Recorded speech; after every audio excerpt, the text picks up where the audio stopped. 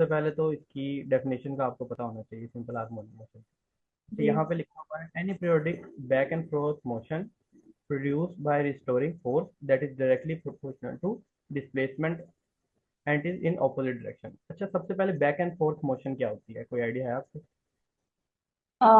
Oscillatory motion या vibratory motion जिसको कहते हैं, इसमें लाइक यानी इसमें सबसे इंपॉर्टेंट चीज है एक फिक्स पॉइंट के थ्रू, यानी कि एक फिक्स पॉइंट के जी। गिर्द होती है, वो बैक एंड फोर्थ मोशन है। जैसे कि आप देखते हो कि अक्सर जो क्लॉक्स होती हैं उनके अंदर एक पेंडुलम लगा होता है जो कि एक बैक एंड फोर्थ मोशन में, यानी कि अपने एक्सिस के गिर्द मूव कर रहा होता है, उसे हम बैक एंड फोर्थ मोशन कहते हैं। ओके। यहाँ एग्जांपल दी हुई है मैथ स्प्रिंग सिस्टम की, ठीक है, यानी कि इसमें एक मैथ हमने अटैच किया हुआ है विद स्प्रिंग।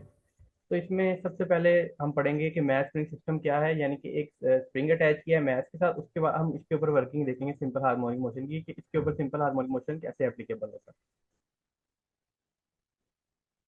अच्छा, स्टार्ट करते हैं। सबसे पहले जब डेफिनेशन आपने देखी, उन्होंने कहा कि back and forth motion produce by restoring force. Restoring force क्या है? रिस्टोरिंग फोर्स एक ऐसी फोर्स है जो कि हमें पता है कि स्प्रिंग के साथ एक रिस्टोरिंग फोर्स होती है।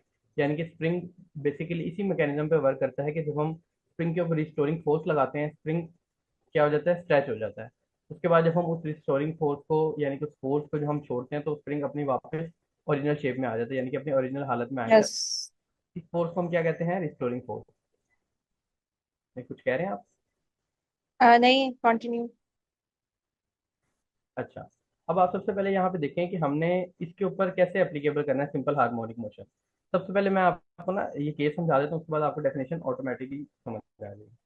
इसमें आप देखें कि जब आप ए पॉइंट पे जब आप देख रहे हैं कि ए पॉइंट पे हमने इस पर कोई फोर्स नहीं लगाई हुई, यानी कि जो हमारा मैथ है वो क्या है, रेस्ट पर है, यानी कि इसके ऊपर अभी हमने कोई फोर्स एप्लीकेबल नहीं। जब आप केस बी वाली साइड पे आप देखते हो, उसमें हम क्या करते हैं कि सबसे पहले हमने एक फोर्स लगाई, यानी कि उस स्प्रिंग को स्ट्रेच किया। अब ये जो आप देख रहे हो पॉइंट ए, यानी कि